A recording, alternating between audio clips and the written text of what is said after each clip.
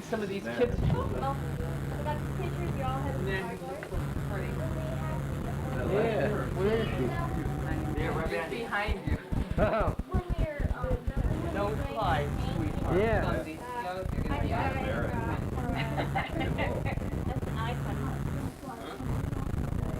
Yeah, they're gonna probably do that. come on, boys. Slammer. Yeah. Have you heard of those? No. Okay. How do you do it? Don't feel bad. I don't know. I didn't either. Oh. Short. I made him put him in the bag. Where's Marsha? Marsha was out. Dad doesn't know. Okay. Oh, and an angel. Nana, did you get the snow tonight? No. Good girl, that is an angel. Huh? You and Santa's and me and Angel. Well, we drive back. I drive back. Santa Yeah. That's somebody.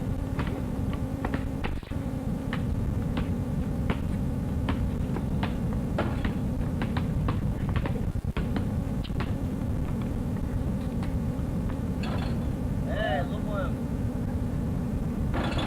Here we are at the basketball camp at Alina Arena. You see the kids are playing basketball. They're trying to do the shot slam. So if you watch it a little bit more, you might see what happens.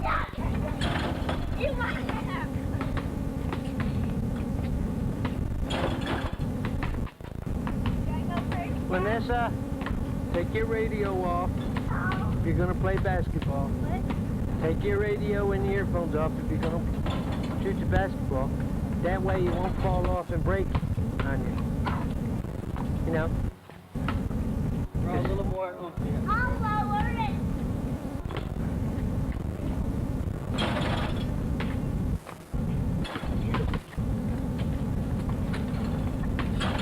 Did you lower it down for them? Yeah.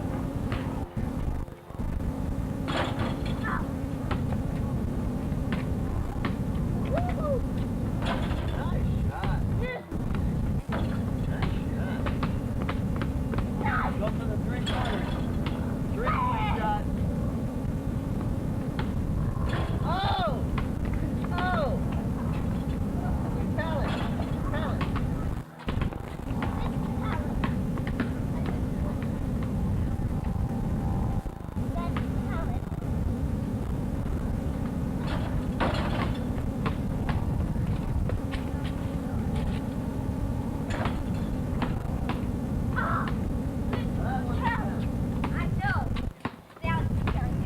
Lack of ball handling.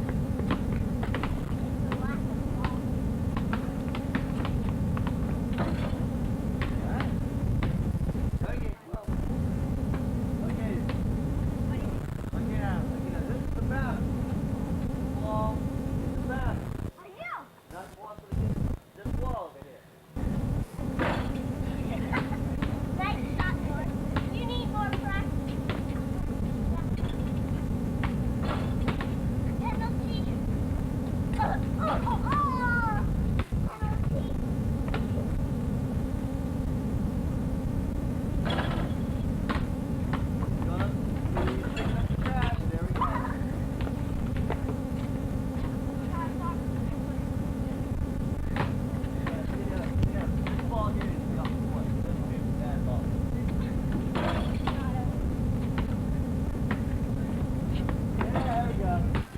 Too hard.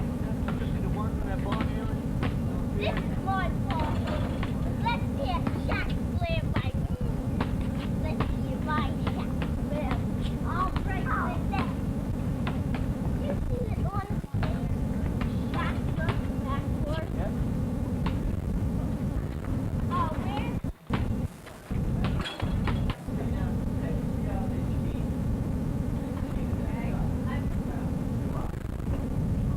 Mikey, can you have TV trays in your room? Mikey, you have TV trays in your room? There? Okay, put the plate down. We're not ready yet. Yeah, this is the run through. You're done. We're ready. Start off.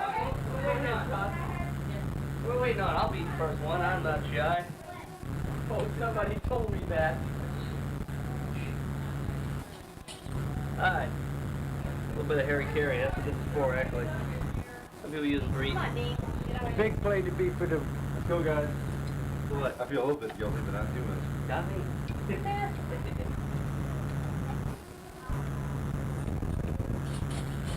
Hungry? Yeah. Gotta be.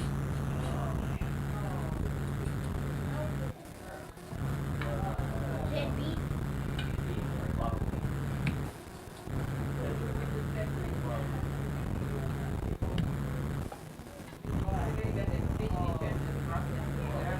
They never know you coming and start walking into the never. I want to play.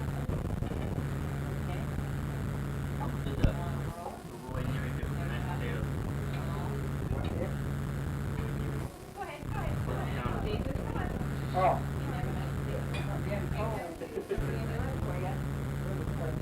Right there. So is the silverware napkins there? Palm of your hand is all yours. Did you hear that, Frank? What's that? Special weight Whatever loss you can get program.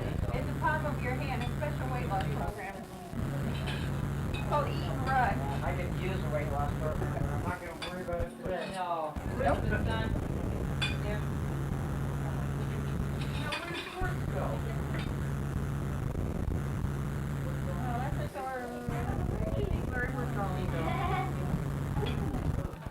Oh, yes. It's, oh, Frank. You had the experimental testing. My bad.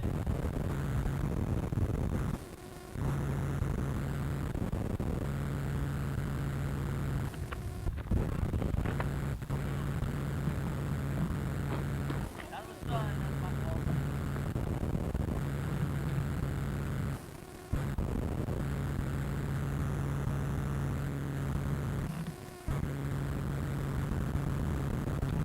Oh yeah.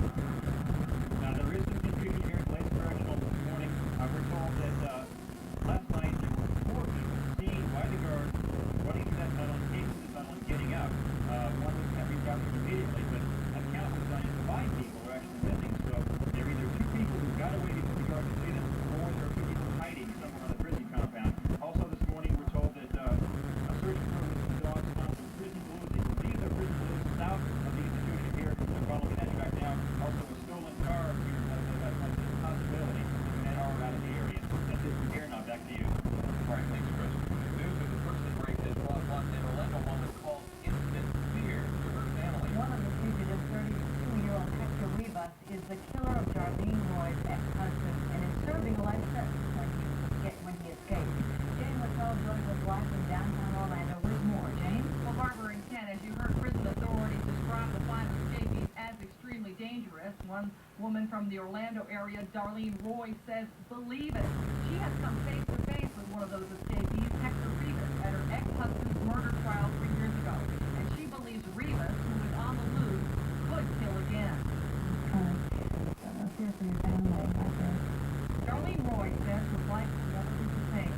3 years ago this month, the father of her 4 children, ex-husband Tom Baumgarten, was murdered. The Key West charter boat operator was thrown overboard by Hector Rivas, one of the escapees from the South Florida prison. Rivas is on the loose. Before he escaped, Rivas was serving a life sentence for stealing Baumgarten's boat and throwing him overboard. Thought I was drowning when he was so far from shore, and all the other boats had gone in for the day. So, that was a very opportune time to do what they wanted to do. Roy says her husband's killer was trying to return to Cuba when the murder took place. She says she wouldn't be surprised if he tried again. Darlene Roy says that Hector Rivas has a wife and 2 children still in Cuba, and she warned her oldest son to be careful. He still runs the family's charter boat business in Key West, and he was there at the time that his father was murdered. We're live in downtown Orlando. Jane Motrell, Channel 9. Thank you, Jane. In other news, part of I-95 South.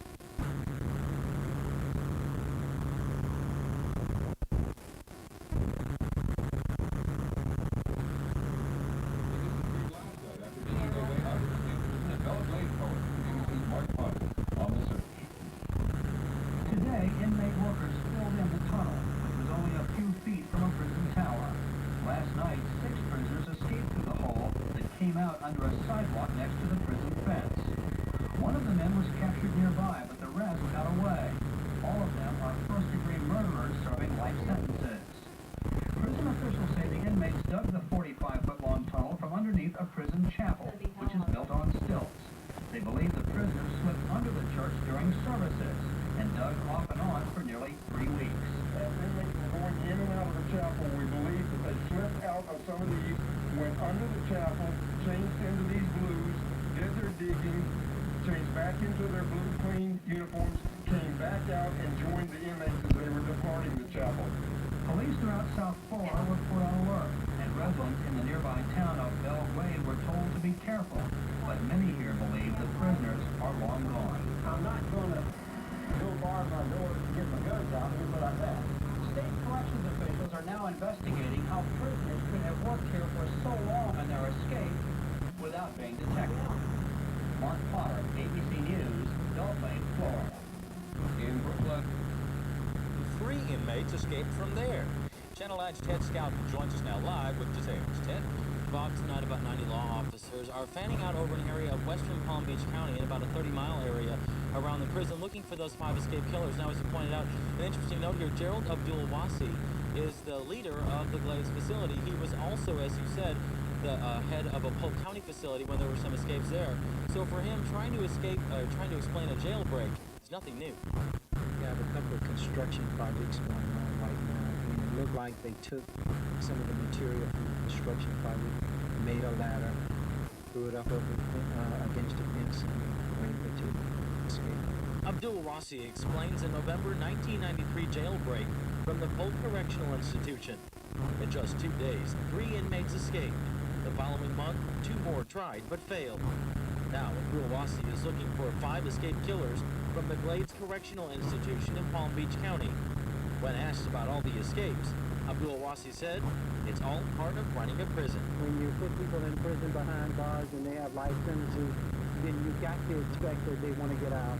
And so you do your best, do the best job that you can. Meanwhile, here in Central Florida, one family is terrified because of the escapes. Hector Rivas is on the run. He was convicted of killing Darlene Roy's ex-husband. She says if he's not caught soon, he'll kill again. He's been there for murder, and I think if they did it one time, caged again, and evidently he didn't want life in prison. He's only just been in. Soon it'll be 3 years for the anniversary. So, 3 years, so what's he got to lose? The law officers figure that Rivas and the rest are hiding somewhere around the facility probably in the marshy area, the Everglade area, or in sugarcane fields around there, so they're really zeroing in on that area, hoping they'll be able to find them soon. We're live in downtown Orlando. I'm Ted Scout in Channel 9 Eyewitness News. Ted, the warden's not in trouble, is he, because of this escape? As far as I know, I haven't heard anything to that effect that the warden is in trouble. Of course, so he, just like the rest, are trying to get these guys back in custody as soon as possible because all of them are convicted killers. Right. All right. Thanks a lot. In other news, a robber who was shot to death last week by his intended victim has now been identified. Investigators say it was 36-year-old Charles James, a career criminal. James was shot and killed last week by a store owner who James had nearly beaten to death. Police say the shooting was self-defense. Orange County investigators are still looking for a suspect. Remain on the loose in South Florida. Searchers have found a bloody denim jacket in a sugarcane field near the prison. And there has been at least one reported sighting by a local resident, and clothes are missing from some clotheslines. Channel 9's Peter Dinch has more from Belle Glade. The latest search for the inmates has been focused in two areas, 3 miles north of the prison, where one person spotted a Hispanic male and called police, and in sugarcane fields 5 to 15 miles south of Lake Okeechobee, where 2 Hispanic men were spotted. The sightings are the best thing that searchers have. The superintendent says so far no inmates have come forward with information about the escape or where the inmates might be. It's not known if the escapees received any help from other inmates. Officers did find a blue denim jacket with the name H. Rivas on it. Hector Rivas is one of the escapees. He was convicted of killing a Key West boat captain he had hired to take him back to Cuba. He's been at the prison since May 1993. Along with other escapees, Juan Fleitas, Florencio Alvarez, Jesus Martinez, and Armando Junco. This escape and the latest sightings alarm residents. I feel safe until I have to get in the car and go home. I'll hurry. Meanwhile, the head of security for sugarcane growers disputes the superintendent's belief that the escapees have been hiding out in the cane fields. He says the stalks can hurt you. They're sharp. The fields are filled with mud. And at night, the mosquitoes attack in giant swarms. The State Corrections Department wants to spend a lot of money to hire 1,000 more corrections officers. The State Corrections Secretary says tougher security, including underground concrete barriers being built at the prison now, might have stopped the inmates from tunneling out. A new fence, security alarm system, and razor wire are being installed at the prison. Now, those new officers will be added to the 16,000 corrections officers that the state of Florida currently has. A state investigation will try to determine if more officers here at Belle Glade could have averted the escape. Ted and Barbara, back to you. Thank you, Peter. 2 people are dead and 4 others into. A 6th prisoner captured immediately after the breakout says the group had been planning the escape for 2 months. The latest effort to find those escapees is taking to the airwaves in the form of public service announcements. Those PSAs are being produced by the Florida Department of Law Enforcement and will be broadcast throughout the state. Channel 9's Jennifer Hodges has that story. An escaped convict bulletin from the Florida Department of Law Enforcement. Lawmen are hoping a media campaign can help them find the 5 men who escaped from a South Florida prison. Asking for the public's help in fighting crime and catching criminals often works. Local Crime Line office got its first call on the prison break today. Where someone saw someone they didn't feel comfortable with how they looked and their actions, so they watched them very, very carefully, and then they saw the news and said that person looks very familiar to me, and so called us and gave us the information. We passed it on to the appropriate agency. Despite the fact that only 1 tip has come into the local Crime Line office, officials here believe this media campaign will likely be very effective in catching the escapees. Crime Line officials say flashing criminals' pictures up as often as possible seems to be the best strategy for getting tips from the public. But everything is a possibility. Every little clue could be something. And you have to also remember that everyone sees something differently. We can look at the same picture and each one of us will see it a different way. So you have to take everything and investigate it and hope one of them pans out. In Orlando, Jennifer Hodges, Channel 9 Eyewitness News. Now, prison officials say they're still scouring the area around the Glades Correctional Institution in hopes of finding those inmates in the fields of sugarcane there. Brevard County deputies are searching for a group of burglars tonight that pulled off a convenience store heist, and the store owner of the escaped cons have fled the state. Peter Dinch has more from Belle Glade. Around Belle Glade this morning, residents say they've heard about the heat-seeking Air National Guard helicopters sent in by the state to look for the 5 convicted killers who escaped Monday night. Helicopters that look for objects such as people that create more heat than surrounding soil. But the talk of the town is what the FBI is saying, that after 3.5 days, it's reasonable to believe the escapees have left the state. I agree with the FBI 100%. They're gone, man. They were gone 30 minutes after they found out they were missing. No, I don't think they're still here. They might have been at one point, as maybe till one day, but then after then they were gone. As long as it's been taking them to find them, they haven't found them yet. They're certainly out of here. There have been numerous claims from people who said they've seen suspicious-looking Hispanic men in the area, but nothing's been turned up after bloodhounds and sheriff's officers have scoured the sugarcane fields. Imagine searching through this. A lot of the sugarcane around Belle Glade has not been harvested. The stalks are tall and thick. Even bloodhounds can't get through this. And amid this local search, the federal warrants obtained in this case are one of the first signs that it's believed the escapees have left the state. Why do you think they may still be in the area then? What do you believe? Because of the reports that we've gotten from people that we've been in contact with. The search for the escapees will be receiving more nationwide exposure this weekend, but a segment on them will air Saturday on America's Most Wanted. In Belle Glade, Peter Dench, Florida News Network. And news of the expanded search is not setting well with a Seminole County woman. The killer of Darlene Roy's husband is among those 5 fugitives on the loose from the Glades Correctional Center. And she is going on that national crime show in hopes someone will turn him in. Channel 9's Jane Wittrell joins us live from downtown Orlando with more. Jane? Well, Barbara and Ken, when Darlene Roy agreed to go on the show America's Most Wanted to catch her ex-husband's killer, she never dreamed the segment would actually air. That's because she believed that prison officials would catch the killers. But now, she says, she's more in thinking with the FBI, that these fugitives are long gone. Oh, boy, am I angry today. Darlene Roy's fear has turned to anger. Earlier this week, she wanted her identity hidden because her ex-husband's killer was on the loose. Now she's part of a segment to be aired on America's Most Wanted. These men are dangerous, but unfortunately, prison officials discovered these inmates are also very clever. Darlene agrees. She's not optimistic that the killers will be caught after they tunneled their way to freedom. If they put him in a 50-cent jail, they spent all this time and effort for nothing to put him in this type of environment. Roy's ex-husband, Hans Baumgarten, was murdered in 1992 by escaped killer Hector Rivas. Cuban exile and an accomplice threw Baumgarten overboard and tried to steal his Key West charter boat to return to Cuba. Darlene says Rivas is no amateur. He's a hardened criminal who served time in Cuba and will not be easily caught. If the reports are that they've left the country and they've gone back, then it's, then Hans's death and everything everybody else has tried to do for the other one, it's just, all the time, it's just a waste. America's Most Wanted can be seen on the Fox network Saturday night at 9 o'clock. We're live in downtown Orlando. Jane Wittrell, Channel 9, Eyewitness News. Thanks, Jane. Other news today, security is tight around the federal court. Night. Helicopters that look for objects such as people that create more heat than surrounding soil.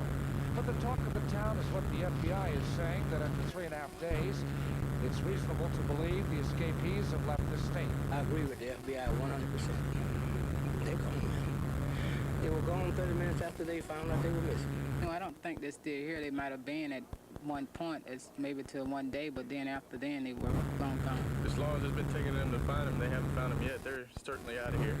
There have been numerous claims from people who said they've seen suspicious-looking Hispanic men in the area, but nothing's been turned up after bloodhounds and sheriff's officers have scoured the sugarcane fields. Imagine searching through this. A lot of the sugarcane around Belle Glade has not been harvested. The stalks are tall and thick. Even bloodhounds can't get through this. And amid this local search, the federal warrants obtained in this case are one of the first signs that it's believed the escapees have left the state. Why do you think they may still be in the area then? What do you believe? Because of the reports that we've gotten from people that we've been in contact with. The search for the escapees will be receiving more nationwide exposure this weekend when a segment on them will air Saturday on America's Most Wanted. In Belle Glade, Peter Dench, Florida News Network. New information today, and it's reasonable to believe the escapees have left the state. I agree with the FBI 100%. They're gone, man. They were gone 30 minutes after they found out they were missing. No, I don't think they're still here. They might have been at one point, it's maybe till one day, but then after then they were long gone. As long as it's been taking them to find them, they haven't found them yet. They're certainly out of here. There have been numerous claims from people who said they've seen suspicious-looking Hispanic men in the area, but nothing's been turned up after bloodhounds and sheriff's officers have scoured the sugarcane fields. Imagine searching through this. A lot of the sugarcane around Belglade has not been harvested. The stalks are tall and thick. Even bloodhounds can't get through this. And amid this local search, the federal warrants obtained in this case are one of the first signs that it's believed the escapees have left the state. Why do you believe they may still be in the area? Why do you believe? Because of the reports that we've gotten from people that we've been in contact with. The search for the escapees will be receiving more nationwide exposure this weekend when a segment on them will air Saturday on America's Most Wanted. In Belgrade, Peter Danch, Florida News Network. New information today in a story we first told you about last night. Sheila and David Lee put up of the Cuban-born escapees. They'd all been serving life sentences for first-degree murder. Mother Nature is showing her wrath across much of the U.S. Abortion official in South Florida confirms the search has gone beyond a 20-mile radius near the Glades Correctional Institution. The 5 killers, all Cuban exiles, tunneled their way to freedom on Monday evening. A Seminole County woman is joining forces with a national crime show to try to hunt down those killers. Darlene Roy is involved now because her ex-husband was murdered by one of the fugitives nearly 3 years ago. Now she's going to appear on America's Most Wanted in the hopes that somebody will turn the killer in. Channel 9's Jane Wattrell joins us live from downtown Orlando with more. Jane? Well, Bob and Marla, Darlene Roy will appear on America's Most Wanted this weekend, some 6 days after her ex-husband's killer tunneled out of prison and vanished. At first, Darlene says she lived in fear, but now that fear has turned to anger at prison officials for what she calls a botched planned escape. That's very disgusting. Darlene Roy makes no effort to hide her outrage over the brazen prison escape. Her fear has turned to anger, and she's going on America's Most Wanted in hopes her ex-husband's killer, Hector Rivas, is caught. He's 6'2". He weighs 128 pounds. He's very wiry. He's very, during court he was very physical with his movements, and then the way he would turn around and look at you, you would be intimidated. These men are dangerous, but unfortunately, prison officials discovered these inmates are also very clever. Clever because America's Most Wanted says the 5 Cuban exiles spent 20 days digging their escape tunnel undetected. The tunnel is 8 feet deep and 25 feet long. It ends just outside the prison fence. They put him in a 50-cent jail. They spent all this time and effort for nothing to put him in this type of environment. Roy believes the FBI is right. The killers are out of state and possibly out of the country. As the search goes on, she says, prison officials have made Florida's correction system a laughingstock. Florida is already number 1 in crime. And now look what we have. Now we have the reputation of, of 5. Now, America's Most Wanted usually airs on the Fox network on Saturday night, but locally on the local Fox affiliate, the America's Most Wanted show will air Sunday at 6 p.m. We're live in downtown Orlando. Jane Wattrell, Channel 9 Eyewitness News. All right, thank you, Jane. The former finance director for Evolution County... And day to scour the miles of dense sugarcane fields that surround the prison. Dog handlers are chasing leads called in by citizens, but because they haven't found anyone yet, are referring to some of the tips now as Elvis sightings. Police and the FBI have no idea how 5 murderers could have just disappeared. We do not know where they are at this point in time. That is why we are absolutely desperate for help. All 5 escaped inmates are Cuban refugees. The FBI says a prison informant claims that 3 of them plan to go to Cuba after their escape. The other 2, the informant says, plan to come here to Miami to commit a robbery and then use the money to go to New York. This is an escaped convict bulletin. Officials are using television public service announcements and wanted posters to solicit public help. And investigators are trying to determine if any prison officials assisted the inmates with their escape Monday night through this tunnel. Because all 5 men are extremely violent, police are anxious to catch them soon. Mark Potter, ABC News, Miami. Here in Washington, the final word from the FBI, at least, on an armed confrontation in Idaho 2.5 years ago.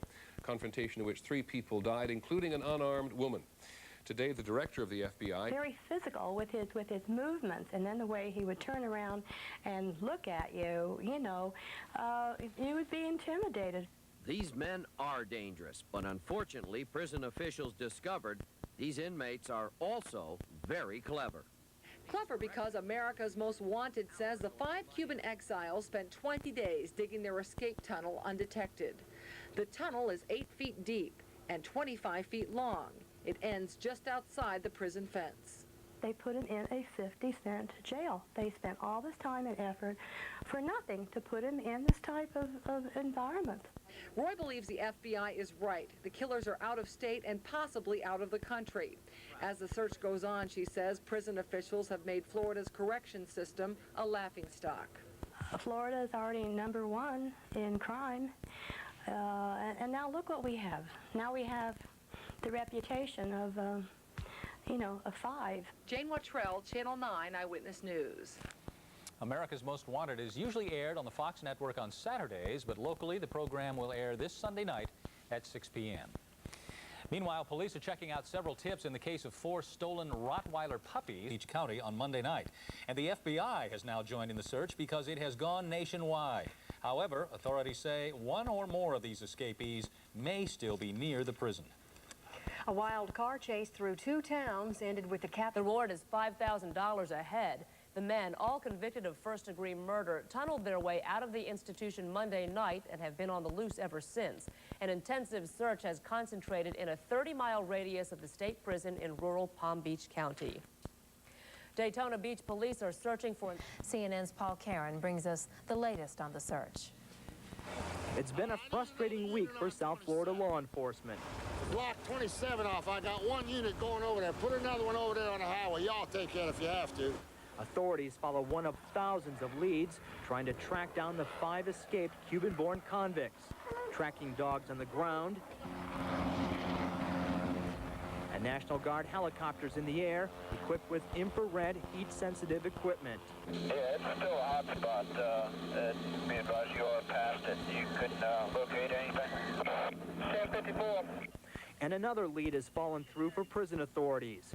The 5 convicted killers who tunneled out of the Glades Correctional Institution Monday continue to baffle all Florida law enforcement, including the FBI. We do not know where they are at this point in time. That is why we are absolutely desperate for help. As all of you know, these 5 individuals were convicted of first-degree murder. They are extremely dangerous. The failed search forced state officials to ante up a $25,000 reward for any information leading to the arrest of the 5. Prison officials have maintained all week that some of the 5 may still be near the prison. Today, we just have not had any reason to believe that they're outside the area. We have not gotten anything from any of the other agencies indicating that somebody has stolen a vehicle. The 5 helped dig a tunnel 45 feet long and 8 feet deep, starting underneath the prison chapel and ending up on the outer side of a prison fence. They tunneled out just before a second security fence was to be built. They ran away as tower guards fired at them. The tower nearest the escape was unmanned. And now, federal officials admit the criminals could be headed anywhere. 3 of these individuals talked shortly before their escape of fleeing possibly to Cuba. 2 of the individuals talked of coming to Dade County, committing an armed robbery, and then leaving the state to head to New York. Time is not on the side of law enforcement, and so far, neither are any leads. Paul Karen, CNN, Miami. Authorities in... You don't like babies, kids. I don't like them kids either. But you all don't have to like each other. Katberger, wanted for stealing millions. He was nicknamed Goldfinger for his magic touch. But after seeing himself profiled, police say he lost touch with reality. It's kind of bizarre. And surrendered. He firmly believed there was a U.S. Marshal between every rock, tree, and bush out in this field. Then, police say this man is on the run after killing his wife and kidnapping their 2 sons. Tonight, Daniel Harney is America's Most Wanted.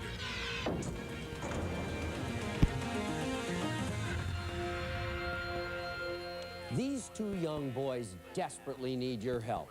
From Washington, D.C., I'm John Walsh, and police are in our studios tonight, hoping you can bring these boys home and bring their mother's killer to justice.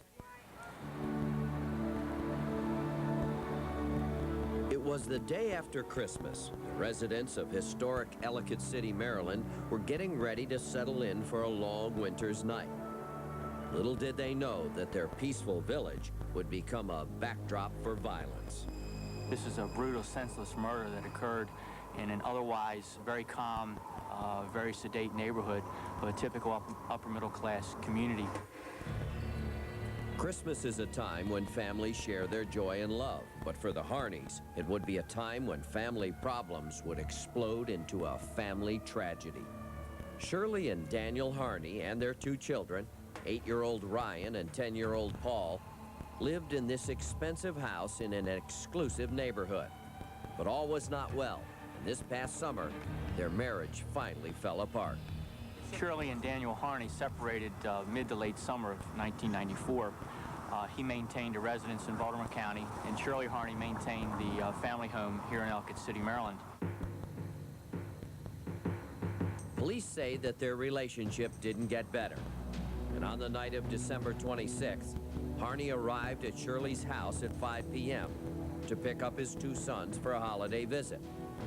Harney left, but apparently came back 3 hours later with a gun. His estranged wife was in their bedroom with another man.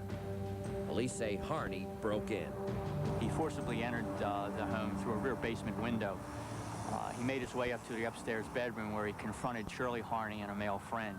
After an exchange of words, Daniel Harney pulled out a handgun and shot both people several times in the upper torso. The argument continued down the steps. Daniel Harney pulled his wife out of the home, pulling her down the driveway. She appeared to have been struck in the head several times. He left her at the end of the driveway. Shirley's companion survived and was able to call 911. When police arrived, they say they found that Harney, after shooting his wife, ran over her as he drove away. Uniformed officers from the Howard County Police Department arrived here at this address, and they found a large pool of blood here at the end of the driveway adjacent to the Harney home. Investigation revealed that as Mr. Harney sped away from the scene, he struck Mrs. Harney with his vehicle. You see the obvious skid marks here where her body was moved to the end of her own driveway, where the first officers found her laying in a pool of blood. Shirley died at the scene. Police believe Harney gathered up the two boys and fled Ellicott City. He left in his silver gray 1987 Toyota Camry with Maryland license plate number VEJ 169. He may still be driving it. Police believe that from Maryland, Harney took the boys to Central Florida over the holidays, then disappeared. He has relatives in Mentor, Ohio, Las Vegas, Nevada, and Renton, Washington, and may be headed to any of those places. We're very disturbed and concerned about the welfare of the children. We don't know where they are, what their condition is, or for that matter, what the condition is of Daniel Harney in terms of what he's thinking about and what he may be contemplating next. Harney was a financial analyst working at Westinghouse and was also working to a law degree at the time of the murder. Now police believe he's hanging out in hotel bars while the boys are being shuttled from hotel room to hotel room. Being on the run with a dangerous fugitive is no safe place for a child. Let's bring Harney back to justice. Take a good look, and if you've seen him, call 1-800-CRIME-TV. Those two little boys are in trouble, and they really need your help tonight. So please, if you know anything at all about this case, make that call. And remember, you don't have to tell us your name. Later on, we'll give you the latest on the big prison break in South Florida. But first, the story of an accused killer police say tried to wipe out key evidence, including the key witness. Stay with us. America's Most Wanted is brought to you by Mylanta Antacid. Mylanta is the antacid doctors recommend most. My doctor said Mylanta.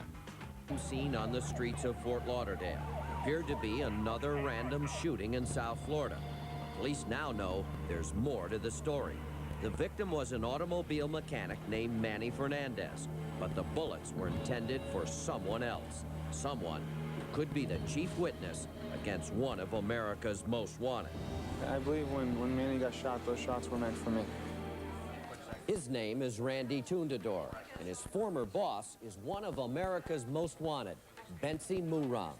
We first told you about Muram last April. He's accused of plotting a murder in Miami. Police say he'll do anything to stay out of jail. They now say that included a string of shootings that led up to last week's bungled hit on Randy Tundador. It all started 5 years ago. Miami, Florida, November 3rd, 1989. Another day at one of Bentsi Muram's car repair shops. What's up, boss? Don't forget your 2 o'clock. What's eating him? We should have his troubles. Muram approached one of his employees, Randy Tundador. Hey, we got a big problem. What'd I do? You know that guy selling parts? No. Behind my 27th Avenue shop. Oh, you mean the guy lives in a trailer back there, the Cuban guy? Yeah. Guillermo Hernandez. That AIDS-carrying scumbag just raped my friend Joey's daughter. No way. You call the cops? If I turn him in today, they lock him up, let him go tomorrow. That's the way the law works in this country. But it's got to be better than that, Randy.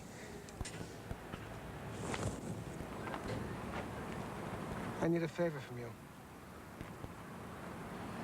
I need you to get rid of him. Rid of him? Yeah. Yeah, he deserves it.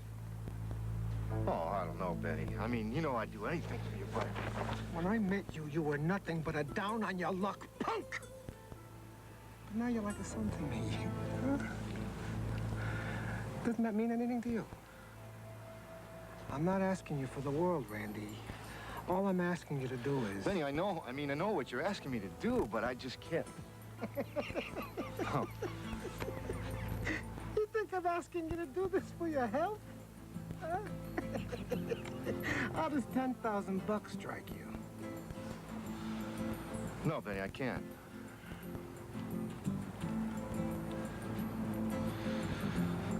But I'll find someone who will.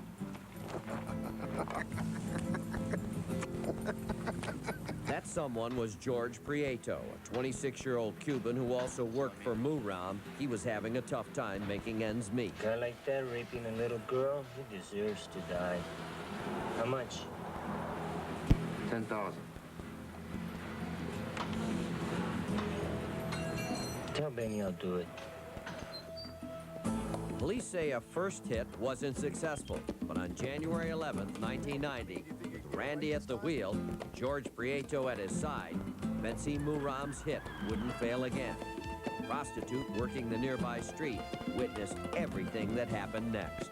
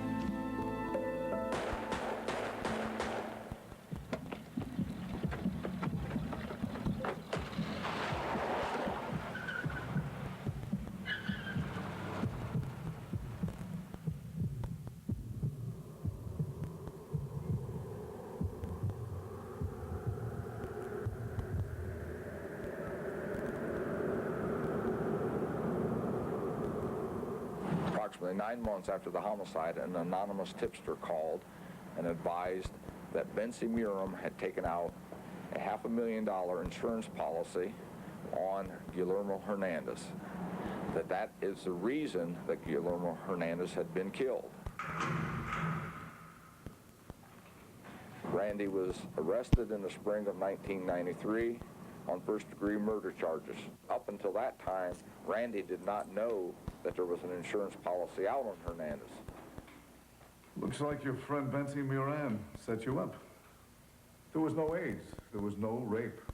The only thing that poor Guillermo Hernandez had was a $500,000 life insurance policy made out to Bensi Moran. That's news to me. You want to talk? I'm all ears. Only person I'm talking to is my lawyer. One of the top defense attorneys in South Florida was hired to represent Randy Tundador. Police say his bills were paid by none other than Bensi Muram. But before Tundador could go to the trial, the state's key witness could not be located. All charges had to be dropped. Now it seemed Bensi Muram might get away with murder and $500,000.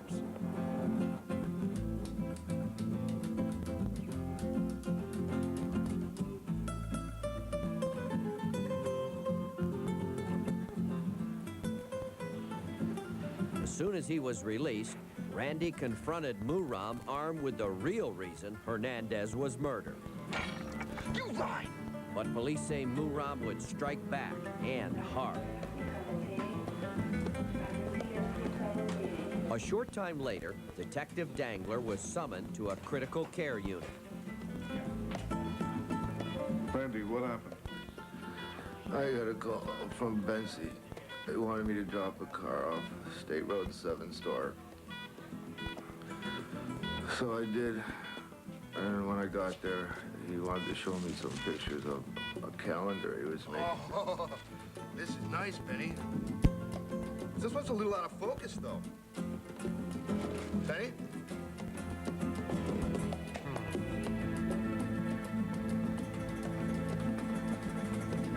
You ready to talk? Randy has since given a statement confirming this information and confirming his involvement in the shooting and the homicide of Guillermo Hernandez. Since that time, I then obtained warrants for first-degree murder and attempted murder on George Prieto and Bensi Muram. George Prieto was arrested on November 15, 1993. He was allowed to plead guilty to lesser charges in exchange for a promise to testify against Muram. Investigators say Bensi Muram was last seen on October 8, 1993, fleeing the shooting of Randy Tundador. Randy Tundador has agreed to cooperate in the prosecution of Bensi Muram. All charges against him have been dropped. Randy Tundador now owns this transmission shop in Fort Lauderdale. Investigators say his cooperation has brought Muram out of hiding. Last week, a car described as a reddish-brown Mercury Cougar cruised alongside this Mazda pickup owned by Randy's transmission shop. The driver fired 6 bullets through the door. I was feeding my daughter and I heard 4 shots, and they weren't firecrackers. I've shot competition pistol shooting for a long time, and I could tell gunfire. I ran outside and I saw the vehicle that's over there at the gas station coming, he was going eastbound in the westbound lane. 3 of the bullets hit Manny Fernandez, Randy's employee. Manny told police that the assailant asked him if he was Randy. When he didn't answer, began shooting. Fernandez was seriously injured, but still able to drive the truck to this gas station and dial 911. Based on everything that's been happening the last couple of years, I think that those shots were meant for me, so that I wouldn't testify against Benny. No one knows for sure who ordered the hit. No one has been charged. The FBI strongly suspects Bensi Muram. We've put him at the top of our heap of the hundreds of fugitives we're looking for here in South Florida. He has our attention right now. We need the public's help. We need that one phone call of somebody who knows where he is right now based upon a recent sighting. Bensi Muram faces the charge of first-degree murder for the hit on Guillermo Hernandez. He also faces the charge of attempted first-degree murder for the shooting of Randy Tundador. Take a look at this video of Bensi Muram on a fishing trip in 1992. His pot belly and thinning hair make him appear much older than his 33 years. He requires medication for kidney stones and may be seeking medical attention. If you recognize Muram, give us a call at 1-800-CRIME-TV. When we come back, killers serving life start the new year with a jailbreak. We've got to impress upon the public that these individuals are very, very dangerous. They have nothing to lose.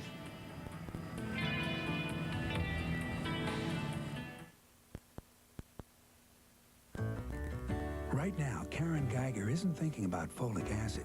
She may not know it's important.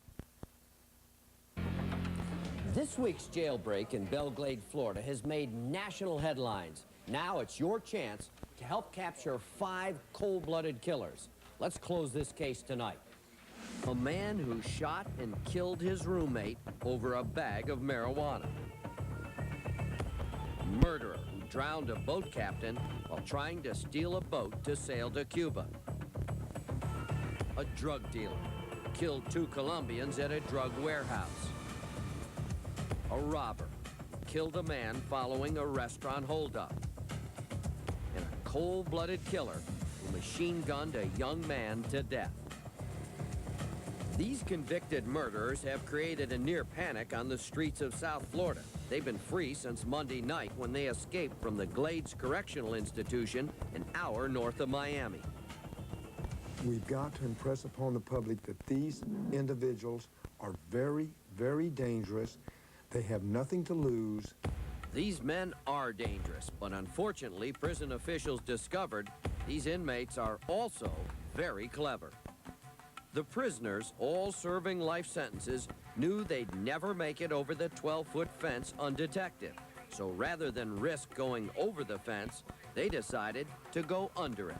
Approximately 20 days ago, they started entering the chapel. They had clothes there to dig in, other than their regular prison blues. So they changed out of their clean clothes into their digging clothes and started digging this tunnel. Amazingly, no one at the Glades Correctional Institution caught on during the month of digging on the tunnel. Here's how it happened. The inmates started digging in a crawl space below the prison chapel. They dug 8 feet down and 25 feet east till the tunnel reached just outside the prison fence. Last Monday evening, shortly after dusk, 6 prisoners slipped into the tunnel and crawled to freedom. They started at the chapel and came right across through here and up out here.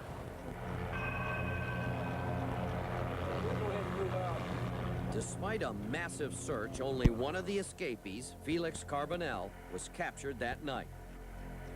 The search continues in the snake-infested sugarcane field surrounding the prison. But tonight, the other 5 inmates remain at large. For the victims of the killers, news of the escape has been hard. Darlene Roy's ex-husband, Hans Baumgarten, was killed by Hector Rivas. Rivas threw Hans off his boat and watched him drown. Darlene says citizens are right to be afraid. He broke out. I don't think he broke out to go to a church social. So what is he out there for? And what does he plan to do? I don't think it's any good deeds. Now, here's the best clue we have on each man. Florencio Alvarez has a burn on his right arm. Juan Fleitas might be looking for work as a carpenter. Armando Junco has worked as an audio technician. Jesus Martinez has several tattoos, including a panther on his upper right arm. And Hector Rivas is very thin, weighing only 164 pounds at 6 feet 2 inches. Now, if you know where any of these men may be hiding out tonight, call us at 1-800-CRIME-TV. There's a lot more when we come back, so stay with us. Undercover cops set the... Jackson, Michigan, heartbeat outside of Detroit. In the unending war on drugs, it's the undercover cops putting their lives on the line, knowing there's no other way to do the job. He didn't stand a chance. What about Harold? Did you take him? He died in a trap. Couldn't shoot his way out to save his life. What is it about you? You bring out the worst in everyone's golf game. Hey, S1 going door to door with UC. Stand by. Yo. man, Bensi Muram. Last Monday night from the Belglades Correctional Institution. 2 migrant workers told investigators they were confronted by a man they identified as Hector Manuel Rivas, one of the escaped murderers, but the intense search turned out to be a case of mistaken identity. A man recently released from prison is now back behind bars this morning, this time on murder charges as well, when Early Prime continues.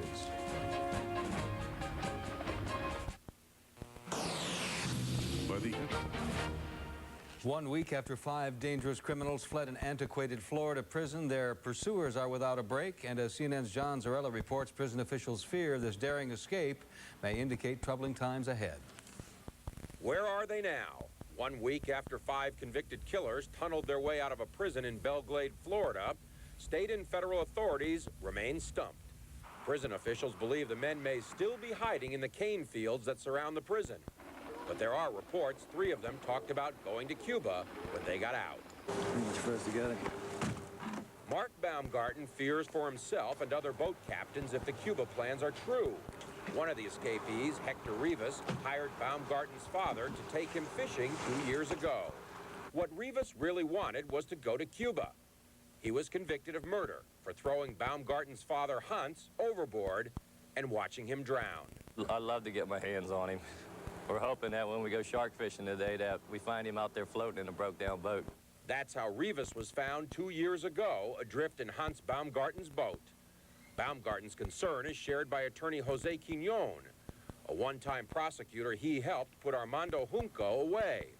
Junco, a drug dealer, was convicted of killing 2 rival Colombians with machine gun blasts to their heads. This is an individual who's a desperate individual who is absolutely ruthless, and the bottom line is he shouldn't be out in our community. There are many troubling ingredients that led to the breakout and, so far, successful getaway. The prison is a 55-year-old, outdated, understaffed, minimum security facility housing maximum security inmates. They have individuals who are murderers of the worst type in our society unsupervised for hours and hours and hours. How could that be? Does anybody think that those fellows can actually be doing something constructive during their leisure hours? Folks are human. They beat us, and I'm upset. I'm more concerned about the fact of getting them back before they hurt anybody in the community. Authorities are so desperate to get these killers, reward money has been doubled to $50,000. And the Florida Department of Law Enforcement has taken over the investigation and set up a command post in Miami. John Zarella, CNN, Miami. The adage goes, spare the rod, spoil the child. And a new study shows that many Americans armed by now, he says they're extremely dangerous, and it's a matter of time before they commit more crimes. Florida is one of the states set to take some big cuts of a 60-agent task force with the sole purpose of tracking those men down. Governor Childs has doubled the reward money to $50,000. And in Jacksonville, good evening, everyone. Marla Weech is off tonight, and we'll get back to that recapture as soon as a report is ready. But first, our top story from Orange County. A family of 4 is dead tonight. It's all happened within the past hour or so, and we can't get our own report from the scene, but we have been monitoring our sister station in Miami, and here's what they're reporting. At this hour, there are unconfirmed reports that the 2 men apprehended earlier here tonight are 2 of the convicts that escaped from the Glades Correctional Institution earlier this past week. The first, we are told, is Armando Junco. Now, he is the oldest of the 5 that escaped from the correctional institution. He was part of a gang that ripped off rival drug lords, and he was convicted after killing 2 Colombians during a shootout at a drug warehouse. We believe the other person also apprehended tonight is Florencio Alvarez, 39 years old. Now, he was convicted after shooting and killing his roommate over a dispute over marijuana at their home, and he dumped that person's body and was later convicted on that charge. We understand it is Armando Junco who may have been the one that was shot earlier here tonight, a scene that all unfolded here shortly after 8. Police descended on the scene shortly after 8 p.m. after receiving word the escaped murderers could be in this wooded rural area located at 12th Street and the Florida Turnpike. The task force has been put together to respond to this situation. Came out here, they did set up an inner perimeter and an outer perimeter, watching all the vehicles going in and out. Sometime during the night, I don't have the exact time, there were contact with some individuals. There were some shots fired. We don't know yet who did the shooting. We do know that one non-police person was struck, is in critical condition, has been transported to Jackson, and we have one other suspect in custody. This is an extremely dark area. There are no street lights. Two boys on the scene say they heard gunshots shortly after 8 p.m. I was just roping, and we were back there, not too far away from where the helicopters were flashing the lights. Again, that was... Well, I woke up this morning with the sound of... Search for 5 escaped killers. CNN's John Zarella is joining us now on the phone with more on this, John. Catherine, gunshots rang out Tuesday night in a wooded, sparsely populated area of West Miami.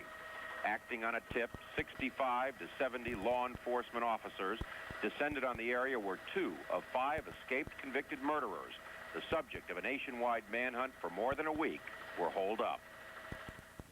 During the raid, one suspect was taken into custody, and another suspect was shot and has been declared dead at the hospital. This individual was shot by one of the task force members, and it was a Miami police officer. Our investigation is continuing, of course. We do believe that these 2 individuals are 2 of the escapees. We are at this time not able to provide a positive identification of either of these individuals, so therefore I'm not going to positively identify them, but we strongly believe that they're 2 of our 5 escapees. At this time, from the information that we have no reason to believe that the other 3 escapees were in that immediate area. There was definitely like 5 shots fired, and then they just came in like crazy. All the policemen, they were everywhere. They stopped me on the way out, and I got scared, got out with my hands up, and just stayed put because they were like I said, they were everywhere. The one dead suspect was apparently still alive when he was airlifted to Jackson Memorial County Hospital. That is where he was pronounced dead. The second suspect, as authorities say, was taken into custody. During a late evening news conference, again reiterating authorities would not say who these 2 escapees were, would not release their names. There had been reports that a 3rd was also in the area, but police say that is simply not true. The others, 3 others, still remain on the loose and are believed very dangerous. This is John Zarella reporting live from Miami. Catherine? All right, thank you, John. Well, federal aid is on the way to California, which is experiencing... Complete review of procedures at state institutions. John Zarella, CNN, Miami.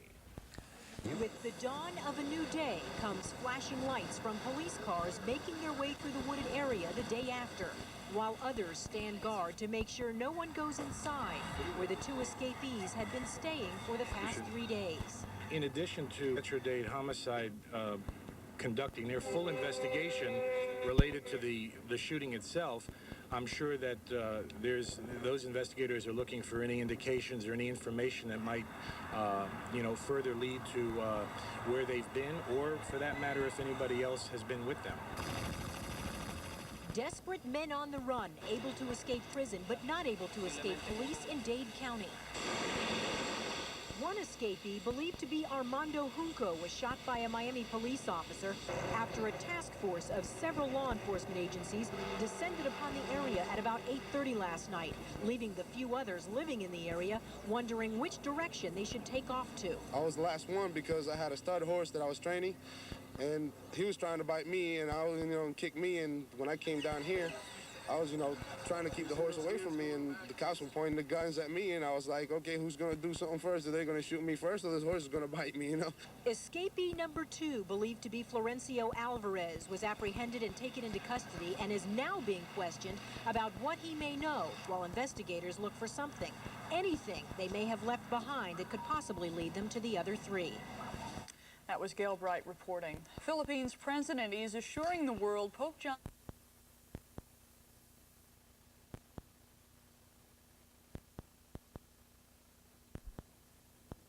the Glades Correctional Institution last week. Reporter Gail Bright has the latest on the search.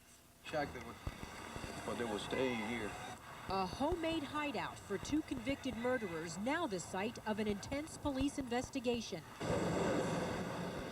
An investigation that began before dawn, police making their way through the wooded area the day after, while others stand guard to make sure no one goes inside where 2 of the 5 escapees have been staying for 3 days. In addition to Metro-Dade Homicide conducting their full investigation related to the shooting itself, I'm sure that those investigators are looking for any indications or any information that might, further lead to where they've been, or for that matter, if anybody else has been with them.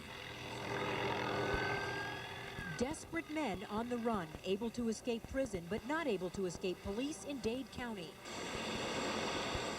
One of the escapees, Armando Junco, was shot and killed by Miami police officer Francisco Casanovas after a multi-agency task force swooped down on the area just after 8 last night, leaving the few who live nearby wondering which direction to take off to. I was the last one because I had a stud horse that I was training, and he was trying to bite me, and I was, kick me, and when I came down here, I was, trying to keep the horse away from me, and the cops were pointing the guns at me, and I was like, okay, who's going to do something first? Are they going to shoot me first, or this horse is going to bite me, Escapee number 2, Florencio Alvarez, described as the most dangerous of the 5, was taken into custody and is now being questioned about what he may know about the remaining 3.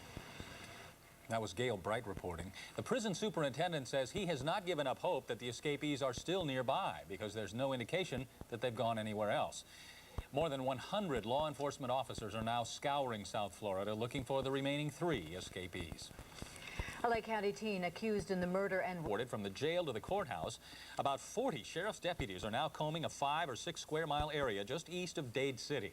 Fletcher apparently picked the locks on his leg shackles and handcuffs and got away. Fletcher was behind bars on burglary charges. He captured another one of those escaped murderers. A top state corrections official says the man was caught without incident, but it's not clear who made the arrest or exactly where.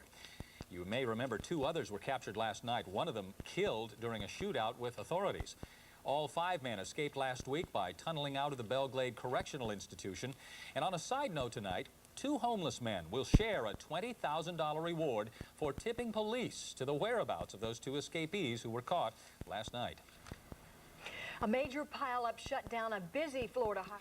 In a shootout, another was captured last night near Miami, and this afternoon a 3rd was taken without incident. Here's ABC's Mark Potter. Police caught 32-year-old Hector Rivas late this afternoon on the streets of Miami. 2 other escapees were also found in South Florida last night. Police say they shot and killed 62-year-old Armando Junco after a confrontation. They also arrested 39-year-old Florencio Alvarez, who faced charges in court today. After an intensive 8-day manhunt, police finally found the 2 escaped murderers at this remote shantytown west of Miami. The men appear to have been living in this shack for several days. Police say 2 other people living in the shantytown tipped off the authorities and will each receive a $10,000 reward. We located one subject hiding under a bed in one of the shacks. The other subject was confronted and ended up being shot by an officer. Investigators say Alvarez told them that after he and Junco tunneled out of the Central Florida prison last week, they climbed aboard a semi-trailer truck for the ride to Miami. And from that point, I actually rode the top of the semi-tractor trailer down the Florida Turnpike and got off at the toll booth. Authorities say the 3rd escapee found this afternoon was apprehended without incident.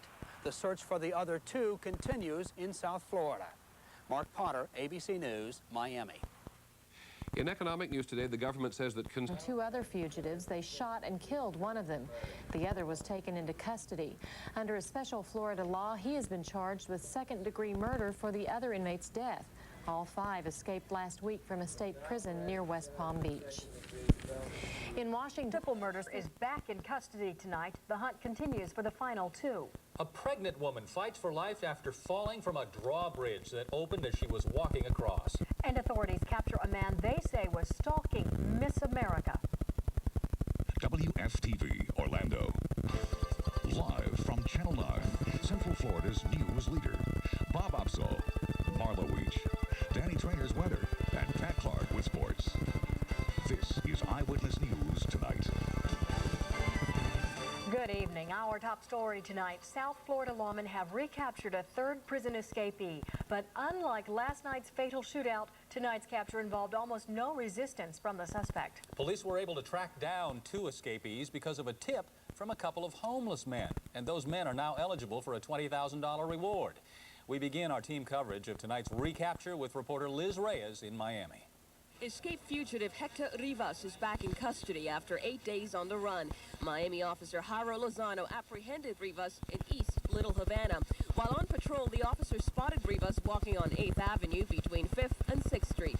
I think the officer's words to him were freeze, hold it, and the subject basically replied in Spanish, como, which what? There was no confrontation, there was no physical force used, and he was taken into custody without incident. Initially, Rivas denied he was the escapee, but later admitted he was the convict after fingerprints positively identified him. Officer Lozano says that Rivas looked exactly like this photograph, and that's how we picked him out. Residents in East Little Havana who didn't want to go on camera say they had observed Rivas in this area for the past few days, but no one knew who he was. Police are looking into the possibility he may have received help getting here. We've had leads in that regards, and there are some things that we're working on. The apprehension of the convicted murderer comes less than 24 hours after Tuesday's late-night shootout between police and escapees Armando Junco and Florencio Alvarez. Junco died in that shootout. Alvarez was taken into custody. Still at large are Juan Jesus Fleitas and Jesus Martinez. At this point, police officers are telling us they have no idea where these 2 other fugitives are. At this point, they believe they could be anywhere here in South Florida or perhaps out of state. And anyone helping those 2 fugitives could face serious criminal charges. And aid a fugitive is a felony. And how much time could be served if convicted for helping it? A third-degree felony is 5 years in state prison. In Miami, Liz Reyes for... Well, an Orlando area family is relieved tonight knowing that Hector Rivas is back in custody. Rivas killed Darlene Roy's ex-husband nearly 3 years ago in Key West. Channel 9's Ted Skelton joins us live now with details. Ted? Marla and Bob, Darlene Roy has been waiting to hear the words that Hector Rivas is back in custody, and today she finally did hear those words. She and her family have been very tense ever since he's been on the loose because they figured since he's killed once, he could kill again. Next week, it will be 3 years since Darlene Roy's husband, Hans Baumgarter, was killed. Hector Rivas was convicted of pushing him off his fishing boat in Key West and then watching him drown. Rivas was trying to rip off the boat and sail back home to Cuba. Roy was angry that a cold-blooded killer was able to escape in the first place. They put him in a 50-cent jail. They spent all this time and effort for nothing to put him in this type of environment. Roy is resting easier tonight, knowing that her husband's killer is once again locked away. No longer a threat to innocent people. While he was on the run, Roy was afraid he'd kill again. He has been there for murder, and I think if they did it one time, you know, caged again, and evidently he didn't want life in prison. He's only but been in through, soon it'll be 3 years, 3 anniversaries. So 3 years, so what's he got to lose? Now, Darlene Roy said that the toughest part of this entire ordeal has been reliving her husband's murder throughout the entire time that Rivas was on the loose. So she said today, after she heard the news that he's captured again, she said that she had a good cry, and now she and her family are all just hoping that they'll never have to go through anything like this again. We're live in Orlando. I'm Ted Skelton, Channel 9 Eyewitness News. All right, Ted, thank you. Authorities in 2 other counties are also searching for an escaped killer tonight. 40 officers are escaped last week from prison. The capture of Hector Rivas means 3 of the 5 escapees have been accounted for. 2 were found last night in Dade County. 1 died in a shootout with police. The other, Florencio Alvarez, was taken into custody and appeared briefly in court today. Police are encouraged by their change in luck. It just so happens, though, that all 3 of the individuals that have been apprehended because of these photographs. So I would like to point that out. Officer Lozano says that Rivas looked exactly like this photograph, and that's how we picked him out. Is there reason to believe that the other 2 are in that same area? Again, as Chief Brooks has indicated, we don't know where they are. We're assuming they are anywhere where our efforts are in Dade County, but they're elsewhere also. Police say they have leads on the 2 remaining fugitives. 2-time killer Thomas Grasso had little... After tunneling out of the Central Florida prison last week, Police say they climbed aboard a semi-trailer truck for the ride to Miami. Authorities were told of their whereabouts by 2 other men living in the shantytown. Each will receive a $10,000 reward. Police say they are now following up leads on the 2 remaining escapees. Mark Potter, ABC News, Miami. In Belfast, Northern Ireland, a sign of British hideout. A false drug test cost a Seminole Incident in Miami's Little Havana neighborhood. In the West tonight, at the murder trial of O.J. Simpson in Los Car. Jesus Martinez was picked up about 3 blocks from where police caught another escapee yesterday. 1 escapee was captured and another killed Tuesday. 1 man remains at large.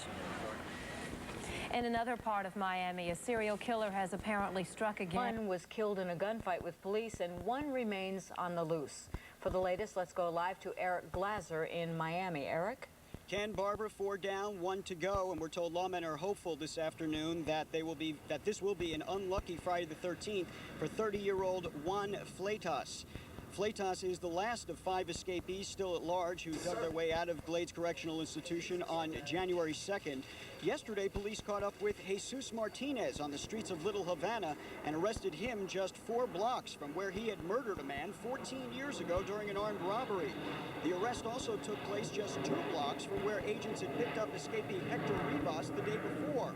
Today, the streets of Little Havana are flooded with police cruisers as hundreds of agents now concentrate all of their efforts on nabbing Fleitas, and people living here are confident lawmen will get their man. To move around, you know, when people have photos on you, and you have scared people and some people that will talk, and you have the newer system where you can actually give some information on people without your name and without you being revealed. People feel a whole lot, you know, better about telling information. This morning, agents have already been working 3 reported sightings, one of them in the same area where police shot it out earlier this week with escapees Florencio Alvarez and Armando Junco. We'll keep you posted if anything develops.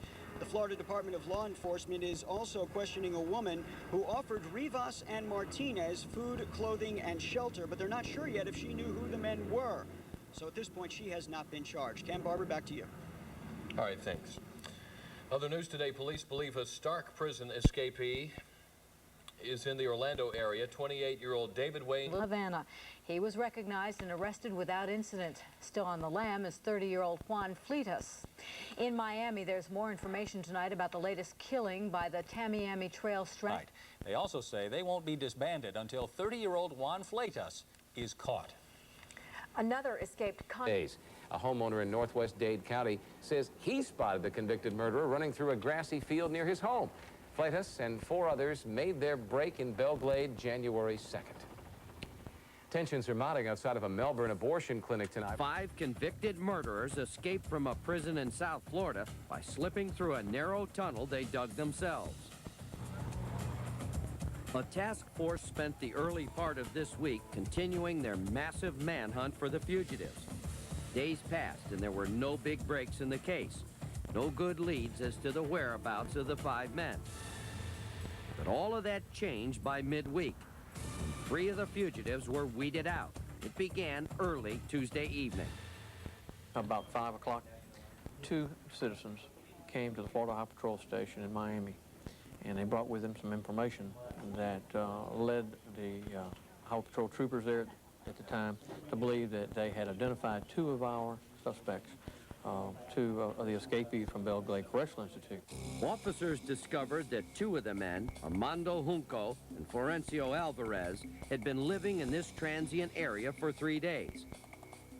Police went to arrest them, but it seemed the fugitives weren't going down without a fight.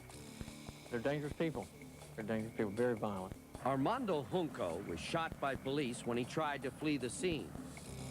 Despite efforts to save him, Junco died later that night. Mr. Alvarez. Florencio Alvarez gave up and was arrested. Alvarez was sent to the Dade County Jail. Then the next day, Hector Rivas was arrested while walking down a Miami street. He joined Alvarez in the county jail. On Thursday, another break in the case. 2 police officers spotted Jesus Martinez walking down a Miami street. First, the fugitive denied his identity, but his distinct tattoos gave him away. He was arrested. Now, only one man remains at large, Juan Fleitas. He may be working as a carpenter as he struggles to remain on the run. If you've seen him, call 1-800-CRIME-TV. As you can tell, these phones were hopping last week, and that resulted in another capture, one of our quickest ever. We told you about a couple on the run. Fleitas, and they're concentrating their search in western Dade County, where they've received many tips. Fleitas is the last of 5 men on the loose after tunneling out of the Glades Correctional Institution 2 weeks ago.